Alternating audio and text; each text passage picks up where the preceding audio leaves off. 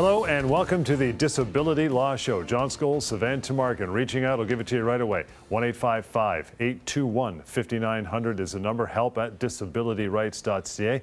And if you shorten that down to just disabilityrights.ca, the website, that is a good portal to the radio shows that we do and have for many years, so you can tune into those at your leisure. Sivan, lots to get through today, including 3 things you should not ask your doctor for if you're on disability. That is on the way. But the week that was always gets us rolling. What's up, pal? Yeah, John, and great to be here again, another show. Tons and tons of people contacting me over the last week. And one individual stood out to me. And, I think this will resonate with people.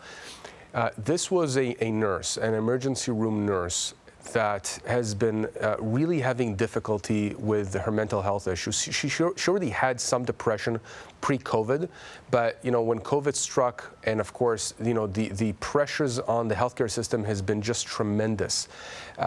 They've been on the front lines, these nurses, the doctors, everybody else in the hospitals, in the clinics.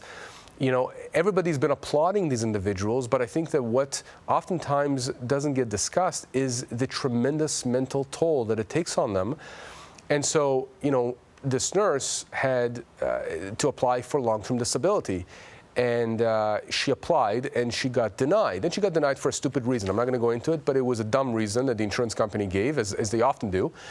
But what really bothered me is that she was really on the front lines, and it wasn't so much the fact that the insurance company denied her claim for that dumb reason. It was the fact that this person has been right there on the front lines for months and months and months, and this is how she's treated by this insurance company.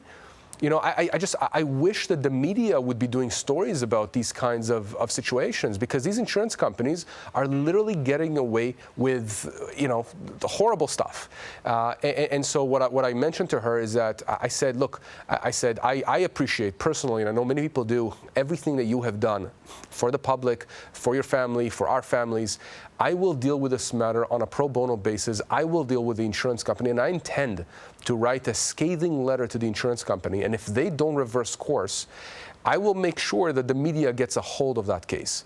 And we have, great connections with the media, John, as you know, with some of the biggest broadcasters, television and radio across the country here.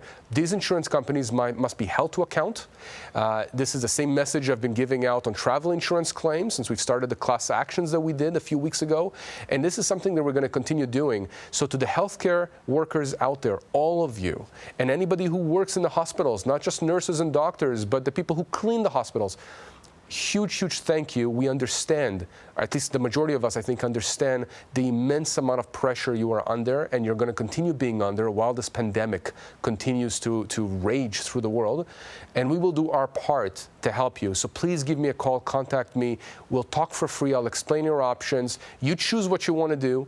If I tell you have a case against your insurance company and you don't want to pursue it, that's completely your choice. But I want to make sure that you understand all your options. And John, it breaks my heart that these individuals who've put their hearts on the lines, their bodies on the lines, their minds on the lines, they're the ones being told, no, you have no case. We're not going to pay you anything from these insurance companies. It's just wrong. It's just wrong, and it has to be made right. How big an increase of that sort of thing have you seen with COVID-19 over the last several months? Yeah. Huge. I'm talking about particularly in the health field. Also with teachers, by the way. We've helped quite a few teachers. Right. A lot of teachers come to us for help.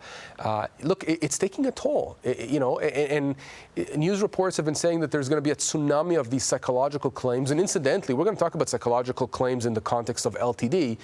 Another thing that really irks me is when insurance companies write to individuals who've applied for LTD and they say, your disability is psychological in nature, we don't cover that. And when you look at the policy doesn't say anything about not covering psychological claims. It's absolute nonsense. But most people don't know. Most people assume that if the insurance company says to them, this is what the policy says, then this is what the policy says. And I am telling you, you have to double check. Ask your adjuster or whoever wrote you back and denied your claim for a copy of your policy if you don't have it. Tell them to show you, to point you to the provision that excludes your coverage. You got to put their feet to the fire, okay? Insurance companies are in the business of making money, and one of the ways they make money is by not paying you when you have a claim. Okay, now they'll deny that. They'll say, no, we only deny claims when we think that the person is ineligible or there's an exclusion. Nonsense. I have seen time and time again insurance companies deny claims when it is obvious, I mean more than obvious, that the claim should be paid. And how do I know this, John? Not only because they've admitted things like that sometimes, or at least their lawyers have, but because there have been instances, and I would say more now than before COVID, where as soon as we get involved, as soon as we just write a single letter to the insurance company asking for their file, we get a letter back or a call from the adjuster or the lawyer saying, we made a mistake. We're going to immediately reinstate your client, or we're going to approve your client's claim. Are you kidding me? For 6 months, you denied my client? For 6 months, you went and go around the merry-go-round with these appeals and still maintained your denial? And then we get involved, write you a single letter, and then now you're telling us you made a mistake? Come on. We called your bluff. That's why you're willing to come to the table. Well, we don't let them off the hook that easy. They end up paying a lot more, okay, because of our involvement. But again, you gotta make sure that you look out for your rights. We are here to help you understand your rights, but you are the one that has to stand up and say enough. help@disabilityrights.ca. That's another way to reach out. That's the email address. We'll get to our first one for today. Sivan, comes from Darren. Darren says, I just got a letter this week saying that my benefits will end in a few months. When I called my adjuster, he said that I'm only getting LTD for 2 years because I can do other types of work. But that is not true. I have PTSD and I go to a therapist regularly and take medications. Most days I can't function. My wife left me last year and I moved in with my folks. I'm afraid that when LTD ends, I won't have any income and I don't know what to do. That's just, again, makes me extremely mad. My blood boils when an insurance adjuster tells someone you only have LTD for 2 years because you can do something else. And these are, John, arbitrary decisions.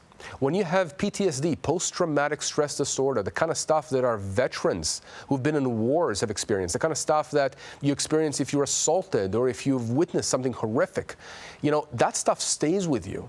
And if you cannot function, if you can't get out of bed, if you can't think properly, if you can't do this stuff, the day-to-day stuff, how are you supposed to do any kind of work, let alone any occupation for which you're suited for and have education or experience in?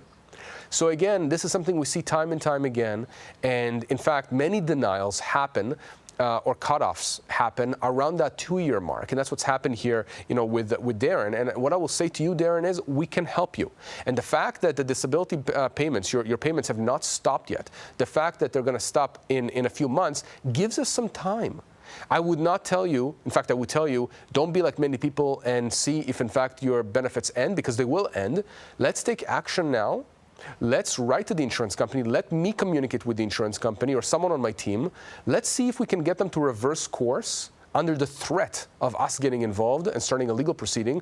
Or you also have the option, this is important, to start a legal claim right now. And people ask, well, how can you do that? The benefits haven't ended. No, but the insurance company has now taken a position which is contrary to what the contract stipulates, the policy.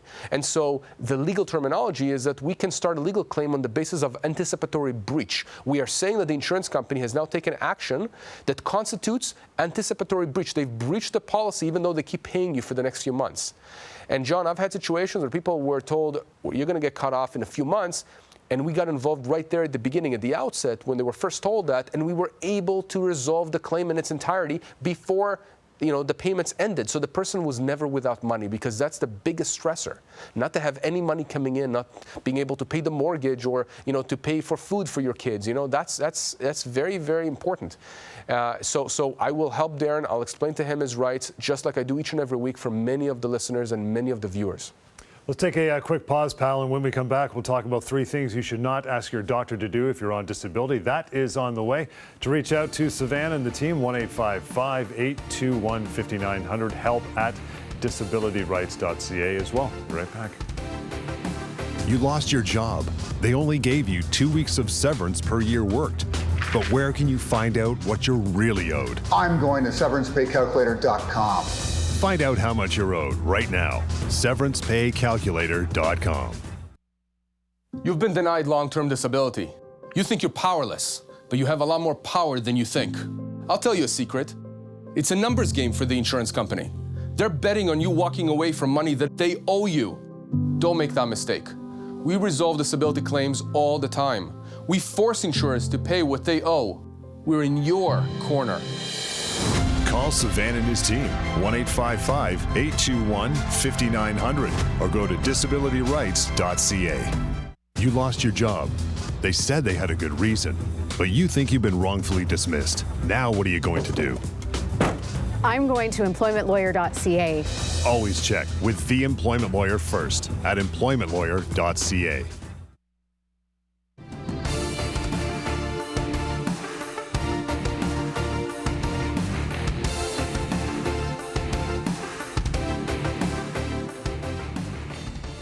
And welcome back. Yeah, you bet. This is the Disability Law Show. Again, Sivan Tumarkin, John Scholes here. And 3 things you should not ask your doctor to do if you're off on a disability. Number 1, Sivan, seems obvious, but we're going to cover it anyway. That is, don't ask him to give you a report containing falsified or inaccurate information. Yeah, I mean, again, you're right. This is self-explanatory. You're not going to ask your doctor to lie. And I only say this because some people do ask their doctors to say things which are inaccurate. They ask them to embellish. They ask them to write things which are not exactly, the truth. And most doctors obviously will say no to that, as is their ethical and professional obligation. But some of them, they want to help their patients. And so if their patient says, you got to do this for me, otherwise I'm not going to get these benefits, then some doctors will go out of their way, unfortunately, and actually put something which they know is not exactly correct or true. And so, again, the advice is, as it's always been, you have to be truthful. Do not lie to the insurance company. They will catch it. I know, I've been on the other side. I have caught people lying, and then your credibility goes down the toilet. You're not going to get paid. You potentially could get charged with fraud or other types of charges. And you just don't want to go down that route. Yeah. And frankly, no doctor should be complicit in that kind of behavior.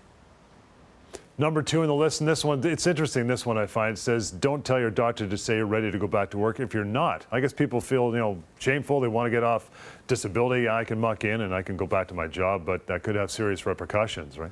John, this is something that happens quite a lot, or more often at least than I would like it to be. And there are different reasons why people tell their doctors to write a note for them saying that they're better and they can go back to work, even though that's not the case. And it goes hand in hand with item number 1 that we talked about, which is that if you know that you're not ready to go back to work and your doctor knows that, don't ask your doctor to write a note that you're ready. And this is one of those instances where a doctor may very well write that note because you're telling the doctor you have to go back, you have to earn money. Right. But here's what's going to happen, and I've seen this so many times and it breaks my heart every time it happens. A person is unable to work for whatever reason, for whatever disability, mental, physical, combination of both. The doctor says you should be off work. The person has been denied long-term disability, so they have no income coming in, and they think to themselves, the only way I can bring in money is if I force myself against medical advice to go back to work. But the employer says, no, I don't think you're ready. The employer says that. Get me a note from your doctor clearing you to go back to work. What does the person do? They go to their doctor, they say, Doc, I have no way out. I need money. You need to write me that note. They argue with their doctor. The doctor finally complies and writes that note. Person goes back to work. Lo and behold, they're disabled, so it's not successful, right? They fail. They fail to return to work. They're unable to do their duties. The employer says, no, you're not ready to go back to work. Get back on disability or take time to recuperate. At that point, the person who's been already denied long-term disability tries to apply again. But here's the problem. You now have in your file a note from your doctor that says you're ready to go back to work. You're not disabled. How do we deal with that note? What do we say? We say that you coerced your doctor to write you a note saying that you're better when you're really not. Again, it's a credibility issue. So now not only are you out of work, the employer doesn't take you back, you're probably worse off because you probably exacerbated whatever condition you had by trying to go back to work before you were ready and against medical advice. And now you've blocked our ability to help you with your insurance company because there's a note in your file that says that you are ready to go back to work when in fact that's not the case. So, this is where we have to do all sorts of contortions and, use our creative legal minds to get around these kinds of notes. And there are ways around it, okay? There are ways around these kinds of notes, but they're difficult. They're very, very difficult, and we certainly have to apply pressure on the insurance company. And, for the most part, we're successful, but don't even get into that position. Don't tell your doctor to write you a note that you're ready to go back to work. If you're not, you're gonna make yourself worse. You're gonna make yourself sicker. It's not gonna help you. It's not gonna help your family. It's not gonna help your legal case. So if you have any questions before you go to the doctor and ask for that note, give us a call, email me. Let's speak. Let's chat about your situation, and let's see if we can help you. How about the case where you are, or you think you're ready to go back, everything seems fine, you go back to work and you either re-injure or you found out it's a little too early and you shouldn't be. Yep. You go back off. Is there a big delay getting back on your disability coverage? It depends how long it takes you to reapply. So, excellent question. So what happens is people sometimes believe that they're better, which is great, and their doctors clear them to go back to work. And so what the person says is, okay, I'll try, I'll give it a shot. And so they coordinate with their employer, they go back to work, and then they find out that, no, they're not yet better. They still need more time off. And so they ask me, well, can I go back on disability? Is that possible? And I say, yes, especially if you're within that recurrence time period. Most LTD policies contain a clause called a recurrence clause or a recurrence provision. And what that means is that if you've tried to go back to work and you were unsuccessful within a certain period of time, most of the time it's about 6 months of you trying to go back to work, you should be able to get back on LTD without waiting the elimination period, that period of time at the beginning where you had to wait before you got LTD. It's usually about 90 days or so, sometimes 180 days actually. So yeah, you should be able to do that. But again, sometimes, John, when people do that legitimately, they've failed their return to work and they're denied by their insurer. The insurer says, no, we still think you can go back to work, try again. And the person knows that they're not ready and the doctor says, no, they should be back on LTD. This is where we step in. When the insurance company refuses to trigger that recurrence clause and put them back on claim, we come in full force to force the insurance company to in fact do that. All right, the third thing you should not ask your doctor to do if you're off on disability, please explain this one to me, and that is undervalue the extent of your disability. Why would you do that? So I think what we mean is underreport the extent of your disability. And, again, it ties back to the initial first 2 points that we discussed. Your doctor should be as truthful and detailed as possible in writing a report for you for the insurance company. And, if your back hurts and you can't sit or lie down or stand for longer than 10 minutes, then your doctor should state that. Your doctor should not say that you have no issues sitting or lying or standing. But what happens is that most doctors, they don't underreport symptoms. What they do is they ask the individual for their subjective complaints, and the individual sometimes underreports their symptoms because they don't want to project that they really are as disabled as they really are. But guess what? If you tell your doctor something that is erroneous, that in fact you have no issue standing up or sitting down for prolonged periods of time, when in fact that's not the case, your doctor most likely will put in their report what you told them. In which case, it's going to be very difficult to undo that down the road when an insurance company comes back and says, well, you're not disabled from doing your job. You can stand for long periods of time. You can sit down for long periods of time. So again, you want to make sure that information you give to your doctor is as truthful and accurate as possible. And by the same token, doctors need to be very careful with the words they use and how they describe their patients' functional limitations and disabilities. Because again, the insurance company is going to be looking at those reports and they're going to examine them with a fine-tooth comb, looking for anything that is helpful to them, anything that allows them to say your claim is denied. So what do you do if your insurance company has labeled you not totally disabled, yet you have no other job prospects? We will drill down into that after we take a short break, so stick around for it. 1-855-821-5900, help@disabilityrights.ca is the email address, or the website, disabilityrights.ca as well. We'll return in a minute. Stick around. You were being harassed, and when you said something about it, you're the one who lost your job. Now what are you going to do? I'm going to employmentlawyer.ca.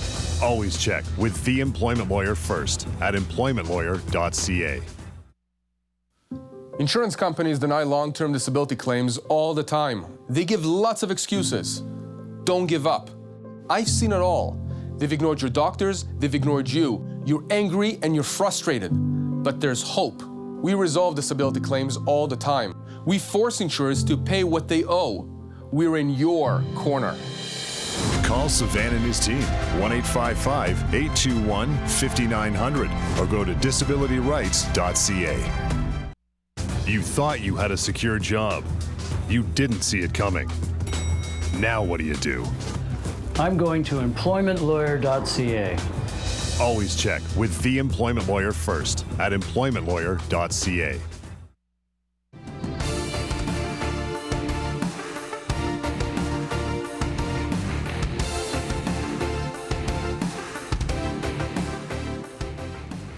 And welcome back, Disability Law Show. I should mention another way for you to reach out to Sivan and his team, mydisabilityquestions.com. While you're there, you can type in your question, leave it for the guys. There is a chance, a very high probability that your question has been asked in some way, shape, or form prior. There's a database you can search first. If not, leave it there. Sivan and his team will get to that question. And we'll get to one from there. Nimra writes, Sivan says, my psychiatrist has recommended that I go on LTD. Following a mental health crisis, I've informed my employer, and they responded that they do not have an LTD program despite it being on my employment contract. My employment contract states that I am eligible for LTD after successful completion of my probationary period. I have let them know this and have not heard a response in 2 business days. What should I do? Oh boy, this is where the law of disability intersects with the law of employment law. And of course, as our viewers know, John, in our firm, we focus on 2 areas of law, specifically disability law and employment law.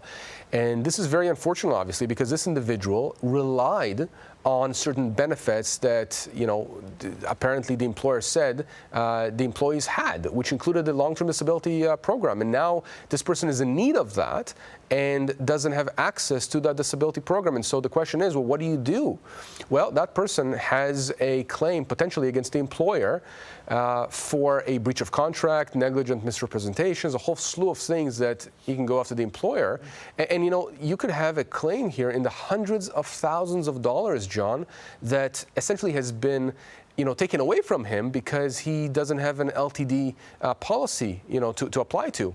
And so the employer, in my view, has to step into the shoes of the insurance company because, again, had this individual not been led to believe at the beginning that he had access to an LTD provider, LTD policy, LTD insurance, that person could have gotten his own private LTD coverage. Many people out there get their own coverage, just like you and I get auto insurance, house insurance, travel insurance. You can also get disability coverage, which I highly recommend for anyone out there who doesn't have this kind of coverage through work.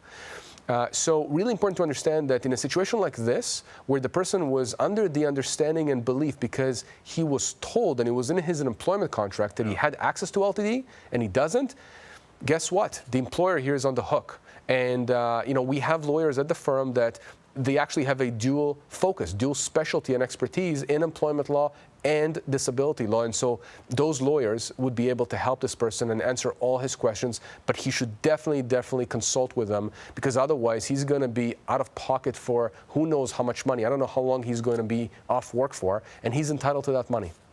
Let's get an email under our belt here, help@disabilityrights.ca. As you know, Sivan, help@disabilityrights.ca. Leo says, I'm 55 and worked in the auto industry all my life. I had an accident a few years ago and my back has been in very bad shape. I've had 2 surgeries already and can't sit or stand for more than 10-15 minutes at a time. I was on LTD, but just recently I was cut off because my insurer said that I am not, quote unquote, totally disabled and can do other work. I can't get a job with my current restrictions earning anything close to my previous salary. What are my options? John, sorry to drag U.S. politics into it, but I really like that word that Joe Biden uses, malarkey. And this is what this is. It's malarkey. It's baloney. It's garbage. That the insurance company is telling Leo, that he's not totally disabled. What is total disability? It's an invented phrase. It's an invented term that insurance companies use, I think, to confuse people, to confuse medical professionals, to confuse everyone, because when you and I and the rest of the public thinks and hear totally disabled or total disability, you think it's total, complete, 100%, brain dead, coma, whatever. That's not what that means in the context of long-term disability. In the context of long-term disability, all that means is that you cannot do substantial aspects of your own occupation for the first 2 years of being on LTD. And beyond the 2-year mark, it's that you cannot do substantial aspects of any occupation for which you're suited for. So it doesn't mean you have to be in a coma. It doesn't mean you have to have all your limbs amputated. It doesn't mean any of that. So you know, Leo has a case here. There's no question. Based on what he's described here, based on, you know, what it is that's ailing him and disabling him, he has a case against the insurer here. We can help him. We've helped a ton of people in Leo's situation. And after the show, we'll get in touch with each other. I'll explain to him exactly what his rights are, what he can do. I don't think it's going to be a very difficult case to resolve, John. Just like many LTD cases, by the way. It's not difficult to resolve these cases. All you have to want to do is stand up for your rights and let us advocate for you. Remember that once we get involved, we take over the conversation with the insurance company. You're not dealing with them anymore directly. You're only dealing with us. We are that wall between you and them. They cannot contact you. They cannot call you or email you or write you. They have to go through us. And they don't like to deal with us. That's why they want to resolve these claims, because they understand that we know the game as well as they do, if not better, and we force them to pay what they owe. It's really that simple. Well, Leo also mentioned there that there's nothing he can do that would pay him even close to what he was earning. I mean, the guy's been in the auto sector his whole life, probably makes decent coin for sure. Doesn't that concept of income of 65 to 70% come into play in that? Yeah. Commensurate income, exactly, absolutely, yeah. When you have that switchover, it's a good point, John. When you get that switchover between your own occupation to any occupation for that definition of totally disabled in the policy, generally what we look at is, can you earn in any other occupation for which you're suited for 65% of your pre-disability income? Can you make that money? Because if you can't, then the argument goes that this is not any occupation for which you're suited for. You know, if you earn $100,000 a year, let's say, before you were disabled, that's what you earned, and whatever profession you were in, and at the 2-year marks, the insurance company says, we found you a job that can pay you $35,000. I'm sorry, that's not going to cut it. It's not. They have to show you that you can do some kind of a job, some kind of an occupation that will pay you 65%. At that point, they have a shot at being right that you no longer qualify for, you know, LTD beyond the 2-year mark. But, you know, in most instances, John, when people come to me and say, I can't do these occupations, and even if I could, many of them pay much, much less than that 65%. Well, then you have no obligation to do those, and the insurance company should be paying you beyond the 2-year mark. But they're banking on you walking away from your rights. They're banking on them telling you, you can do these 10 other jobs when you know you can't, or you know they pay you a lot less. And they're banking on you walking away, thinking that you have no case here. And in many, many cases, you do, in fact, have a legal claim against the insurance company. And by walking away, you're leaving potentially tens, if not hundreds of thousands of dollars owed to you in the insurance company's pockets. Well, I think they're banking on you walking away just with that term totally disabled, which scares the heck out of anybody. They think, as you said, you're going to be completely bedridden. That's not the case, but it is a brilliant term brought by the insurance company. Brilliant.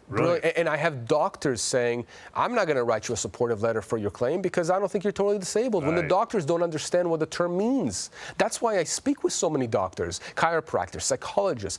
I speak with them and I explain to them. You know, when I speak with them and explain this whole thing, they, you know, beyond just sheer surprise, they get angry that they've been fooled for such a long time by the insurance industry. And frankly, their letters at that point become really, really, strong in favor of their patients. But again, there is this misconception that totally disabled means that you can't do anything. That's not what that means. You have to challenge the insurance company. Don't simply back away and walk away from your rights. I know we got to go, but I mean, we often use that case of, you know, a concert pianist who burns both hands on a frying pan, can't play piano, can't earn money. For all intents and purposes, he is totally disabled. 100%. That's exactly right, John. Yeah. Absolutely. We're done for another week. Thank you for joining us. You want to reach out to Sivan, that is so easy. We've been putting it at the bottom of the screen the whole show, as you know. 1-855-821-5900 is the phone number. The email address, which we use each week, is help@disabilityrights.ca. Simply disabilityrights.ca will give you a porthole to find our radio shows, listen to those. Been doing those for years. And you also have mydisabilityquestions.com. You can ask your questions, and they will be answered there as well. We'll catch you next time. Disability Law Show. John Scholes, Sivan Tumarkin.